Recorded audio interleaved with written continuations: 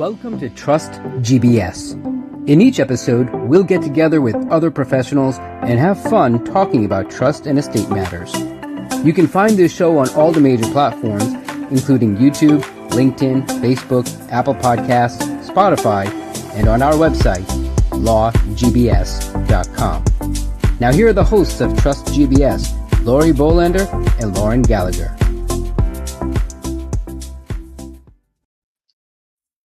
And hello, I am not Lori Bolander. My name is Maganuco. I'm the managing attorney here at GBS, and I will be your co-host today.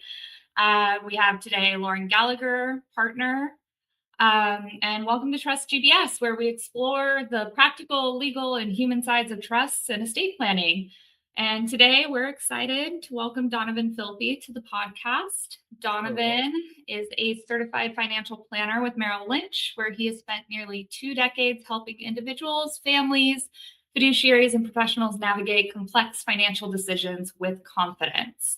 Donovan is particularly well known in the trust and estates and fiduciary community for his work with special needs planning, retirement planning, and investment management. He frequently presents at estate planning, special needs, and fiduciary conferences throughout California, where we actually run into him quite frequently. Donovan, thank you for joining us. We're looking forward to discussing financial planning and how families can make informed decisions when navigating life's big transitions. So thanks so much for being with us today. Thank you. And I love that you guys are trying to make estate planning and financial planning fun. I mean, it should be. It shouldn't be one of those taboo topics, right? It shouldn't be taboo, and it can be very fun. Yeah. So yeah, we just want to kind of dive right in. Obviously, a lot of folks out there know that we do kind of your vanilla estate planning, and we can also handle complex estate planning issues. So I want to kind of go there first, and chat about some financial planning fundamentals as that plays with estate planning. And so, from your point of view, when should somebody involve a financial advisor in their planning? At what stage? So I feel like there's a couple of stages. So early on in someone's career, I think it's important for them to get an understanding of their spending and their income, right? And I think that's the biggest issue that people have, especially early in their careers, is that they don't have any sort of a plan around how they're spending. I use this scenario with my clients, or this example is, you've never seen a hammer swing a contractor, and that's kind of what you're doing. You're letting your money tell you what to do rather than you telling your money what to do. Mm-hmm. And so if you don't put a plan together and you don't have someone help you with that, then you don't know how you're going to save. You don't know how you're going to plan for a future home purchase or a marriage or whatever it may be. Those are some other areas that if you haven't done the planning early on, then definitely at those trigger points, getting married or purchasing a home, those would be important ones as well.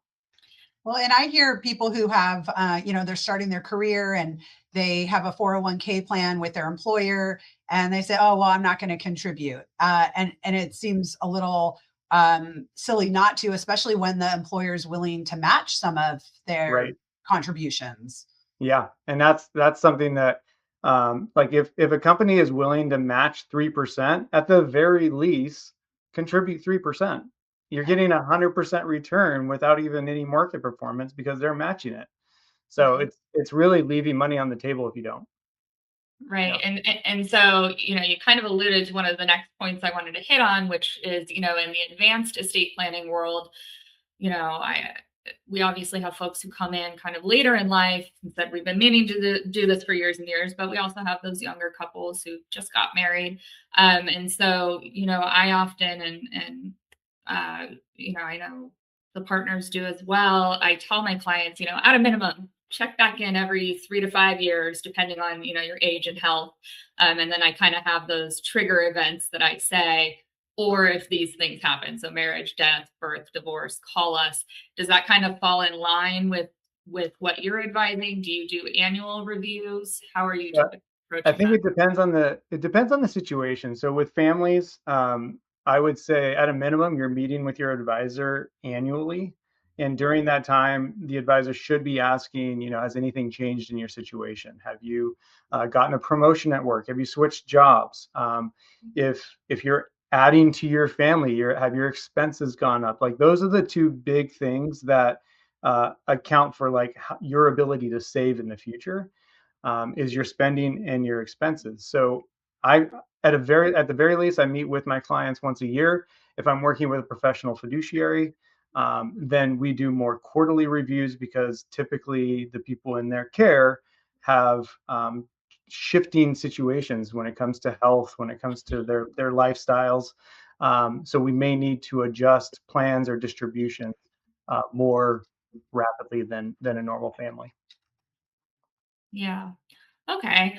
Well, and that kind of, segues into the trust administration world when we're doing that work. And, I know you often work with fiduciaries or even layperson trustees. What do you kind of see as financial mistakes that first time trustees commonly make? What are things that stick out to you? I would say for the lay trustee, they really don't know what they're getting into.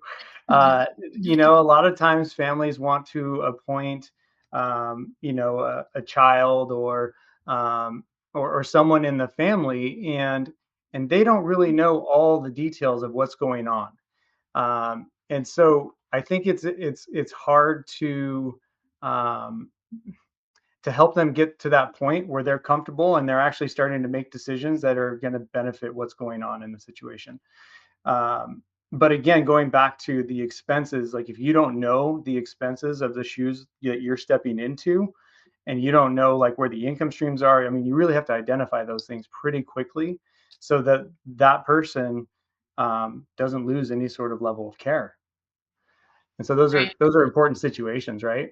Right. And I was gonna say, I don't know about you, but we typically have a list of kind of, hey, you're the trustee now. Immediately, these are the things you need to organize. You need to go in and find out those sources of income, those, investment accounts Right. with Merrill or whomever, and what those recurring expenses are, any liabilities, get all of that squared away so that when they come to somebody like you, they've got the whole picture, you've got the whole picture, and you can do a more holistic analysis of kind of what's best moving Right. forward. And going back to what you were saying earlier, Carly, with families that are just starting their trust, I think one of the biggest issues that a lot of families make is not titling all their assets in trust, and so that can cause a lot of issues down the road. And they don't really know that they just think, "Oh, I signed, I'm done, trust is funded," and that. I mean, do you see that on your end? We Yeah. try not to. Yeah. I mean, from the planning standpoint, I think we're pretty firm with our clients. We don't want to give you this beautiful product, this wonderful estate plan, and just send you out the door with zero direction. And unfortunately, that happens, whether it's Right. on the practitioner side or the client side. So yeah, I mean, we're also regularly in trust administrations having to file petitions with the court to fix that problem. Yeah. And that kind of stinks because the whole reason you're planning is to avoid court involvement, that cost, that time. Mm-hmm. One of the issues that I've seen several times, I had about 3 or 4 last year, was missing beneficiaries on retirement accounts. Oh, So yeah. those are treated a little different, of course. Those can't be owned by the trust while the trustor is living. But I'm really into telling clients, not only do you need a primary, but you need a contingent beneficiary, because spouse is predeceased and then nobody updates the account. They, surviving spouse dies, and here we Yep. are looking at a probate or a complicated small estate procedure. And a lot of clients, so there's that issue. And a lot of clients also want to name their trust as the beneficiary of their pre-tax retirement accounts.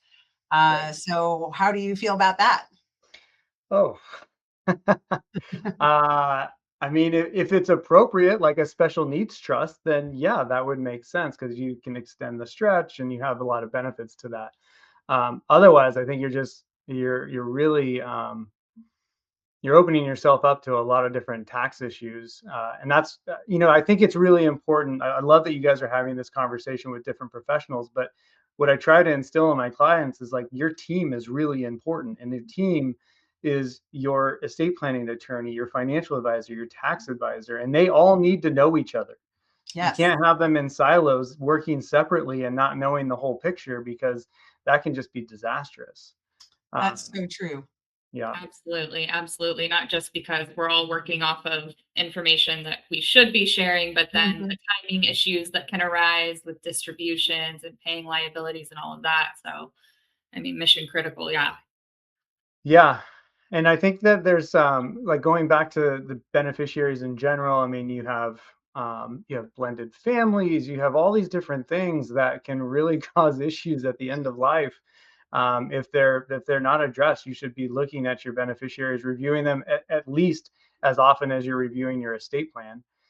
Especially if you have any of those life transitions that we were talking about earlier, like making sure that you're going through that process. It's like, if you have a divorce or a marriage, like, update your beneficiaries, because if you get married and then something tragically happens, but you still have your brother or your sister or your parents in there, then your spouse is left like with nothing. So those are some big things that people need to keep constantly on their checklist for sure. Absolutely. And so, you know, another major life transition, for lack of better terms, and we're obviously seeing a lot more of this with our aging population, is that aging incapacity issues, long-term care. Uh, Mhm. you know, how you as a financial advisor, how do you feel people should be, you know, forward thinking and planning for their long-term expenses? I mean, people are living Yeah, longer than they ever have, and we're right. seeing, I mean, we're seeing it in real time. Yeah, I mean, I think families need to start looking at long-term care solutions earlier than they anticipated. Probably in their 40s and 50s Mm. is when you should be looking at that. That's when you can get rates that are more affordable. There's a lot of different long-term care strategies out there now. Some of them live on a life insurance chassis. There's not as many direct like long-term care benefits anymore that are just like a monthly pay that's not tied to some sort of a life insurance. But they've gotten a lot better, and they're pretty flexible.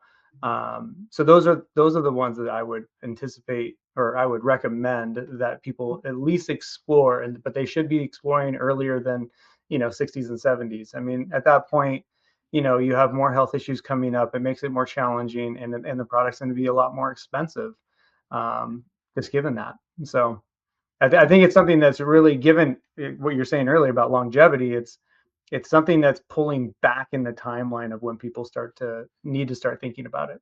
Yeah, absolutely. And so, you know, I know having those conversations, you know, I know my parents live in their world. They are the parents. Yeah. I sometimes awkwardly have the conversations of, have you set this, that, and the other up so that when this becomes a reality, if this becomes a reality, we know you're taken care of. I know where things are. I mean, what other conversations do you feel like it's helpful for adult children to be having with their aging parents or aging siblings or other family members? Is there anything you typically advise? Yeah, I mean, I think it's important. This baby boomer generation. I feel like their predecessors also held their finances close to the vest. Yeah. I feel like that conversation is shifting more with the next generations, where it's becoming more open. Mhm. But you still have this baby boomer generation where they're still holding that close. I even make the mistake every so often. My kids will ask me, like, how much something costs. I'm like, it's none of your business. And my wife's like, why don't you want to tell them? I'm like, I don't know. I really don't know. And I think it's just because of how my parents were, and then but now they've become more open with their finances, and I'm their financial advisor, so it's a That little helps. easier that way. Um, but being in that role, and I'm a successor trustee as well in my family's plans, and so I've had to, like, open up conversations about, how are we going to navigate this. I want to make sure that my brothers and I remain brothers, right? Mhm. I'm not willing to let money destroy family, ever. If I need to back out, I'll back out. I'm not interested in that. I always want family. And that's why I think, like, having a third party rather than a family member who is already educated in the process. Do you pay for it? Yes. But does it safeguard the thing that you have spent your whole life building, which is your family? Yes. So I mean, I recommend to all of my clients as like, if you haven't thought about it, or if you see any sort of potential conflict with your heirs, I would highly recommend a third party. Yeah, So that's, we agree. We agree with that as well. Fully agree. You know We what have we're conversations all the seeing too, time. what we're seeing too is there's a lot of wealth, and these adult children are inheriting quite a bit of wealth that they maybe never expected to, or they didn't realize their parents had. You know, they own these little rentals that kind of were bought for nothing, and nobody thought that parents had a lot of money. Well, you know, property in California is worth a lot of money, and all of a sudden they all have, you know, a few $1,000,000. And that's been really interesting to navigate with adult children who are inheriting from a legal standpoint. I would imagine that you see a little bit of that on your end, or maybe you don't. Maybe they're not making the right choices, so you're not seeing that. are you talking about the parents not making the right choices, or the beneficiaries No, not making the adult children who are inheriting from the parent. Yeah. Yeah. I mean, I think it's really important that the adult children that are inheriting engage a financial professional, because again, going back to the team, right? So you have to have an estate plan in place. Like if you're inheriting, $200,000, okay, well, welcome to probate in California. Right. There's funds. If you purchase a home and it's mortgaged 90%, that doesn't matter. California doesn't care.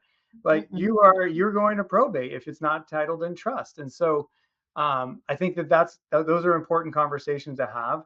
And then, do you want to be invested like your parents were? Or were they buy and hold? Are they still holding, Chevron and like some older companies? And I'm not saying that you shouldn't own these companies at all. I'm just saying, like, does that fit your plan? Because there are generations and there's investors that are just buy and hold, and that's fine. But that opens you up to a lot of tax implications later on down the road. So do you take the benefit of your step up that you get as you're inheriting these and reallocate everything according to what your family needs? And I think that's an important conversation for all of the team to be having together. Yeah. Absolutely. And so something I know, Donovan, I've worked with you in the past, so you know this about my background being, elder law, special needs, public benefits, dealing with incapacity issues. Something that I see a lot of, and I know Lauren sees this too in different capacities and scenarios, is kind of the red flags, the things that mom and dad are doing weird that are kind of popping up, or maybe they're hearing from a bank or a financial advisor that they have concerns about mom and or dad's capacity. What are some financial red flags that suggest, that there may be a need for additional support or safeguards? Yeah. I would say that if there's irregular spending patterns that are picking up, that's something to be aware of, or irregular distributions, like requesting, $20,000 every single month when you didn't do that before. And it's like, okay, well, maybe we need to have a conversation. Have you had care pickup? That could be a reason that you're doing home care. I completely understand. But that's the importance of having those annual conversations. And sometimes as you get older, you may want to make that more semi-annual. And it's not to say that you don't have the, conversations with your clients over the course of the year. It's just a more formalized conversation at that one point during the year. And, maybe, so one of the things that the industry is putting into effect is trusted contacts, right? Yeah. So that's something that we put into our paperwork, especially for older clients that are coming on, like, who's your trusted contact if I can't get in touch with you? And I had that situation with a client probably 8 years ago, and I was trying to contact this client. She was an amazing elderly lady, and she's always responsive, and she didn't respond. And I was trying to just schedule a review. No response. So I called her trusted contact person, who was a friend her similar age.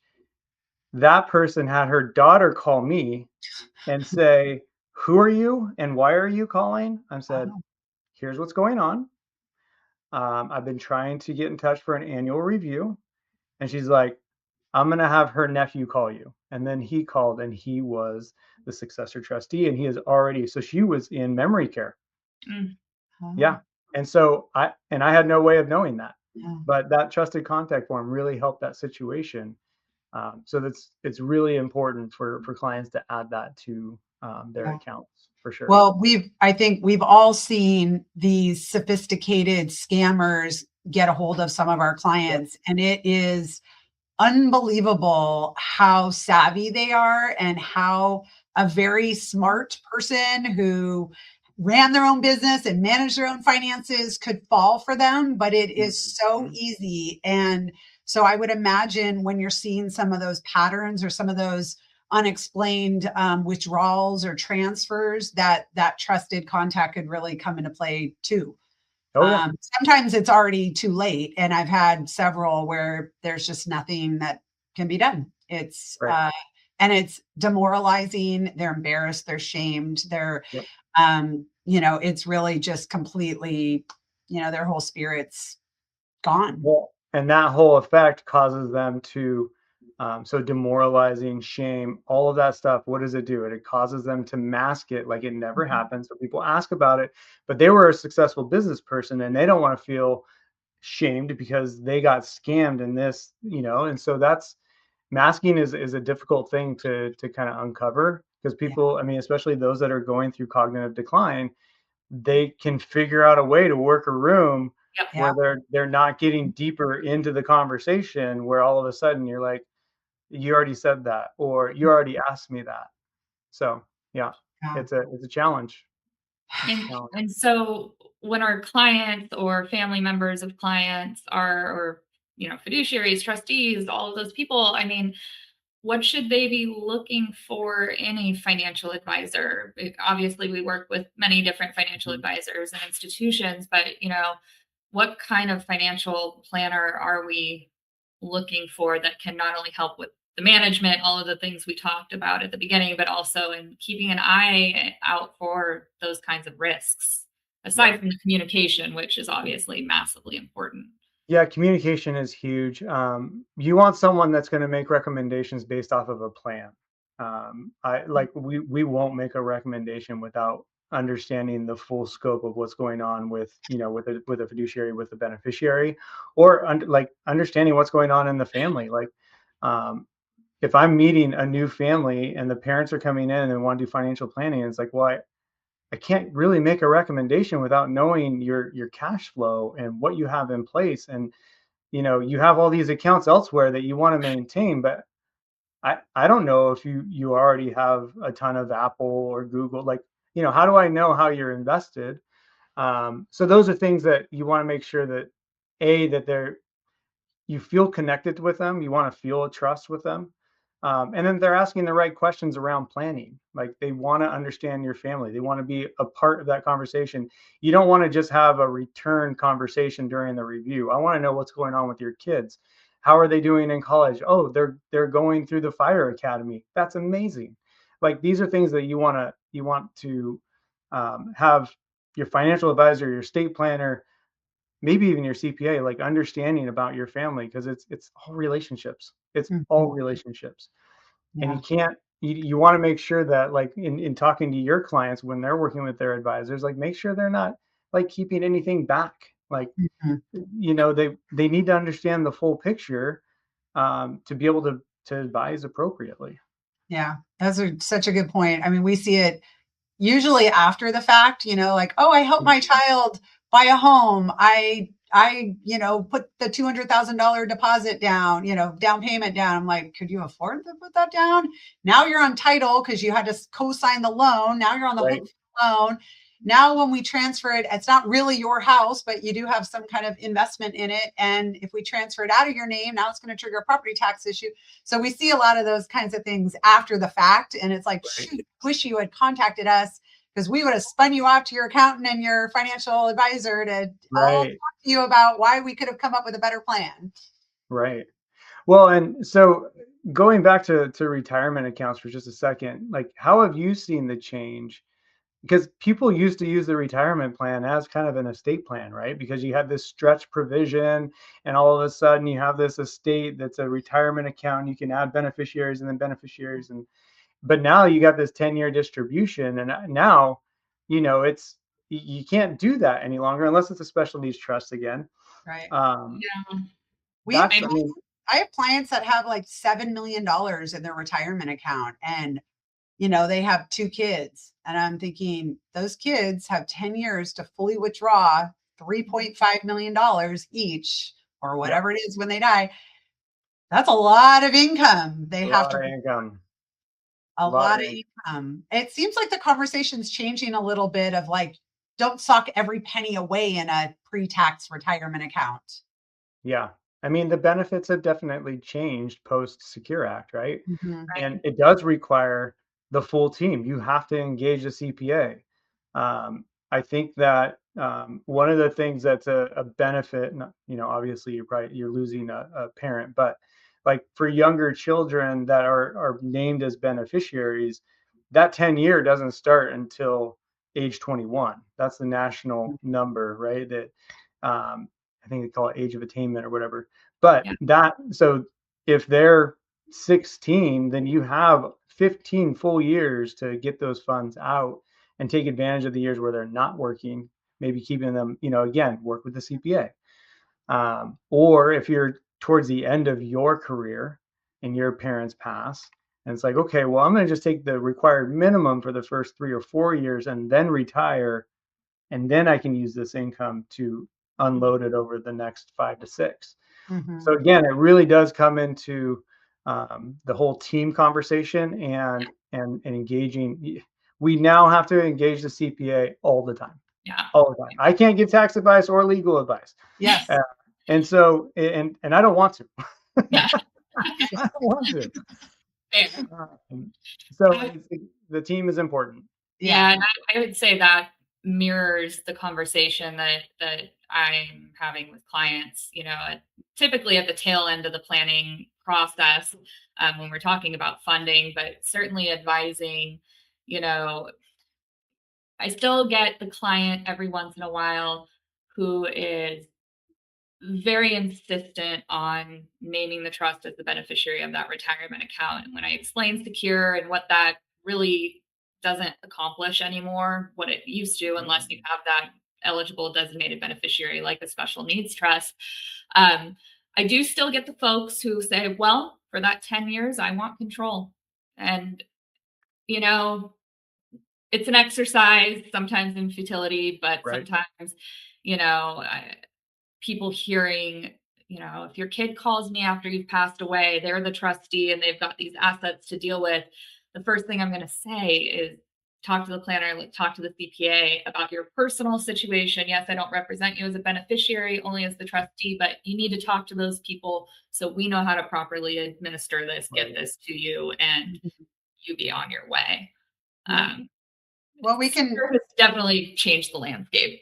Well, and there's opportunity to do some charitable gifting that I think people felt like they couldn't do or didn't want to do. And, this involves the financial planner and the CPA too. If you're going to do some charitable gifting, you've got these large retirement accounts, let's think about doing some planning with that and maximizing the gift to all your people.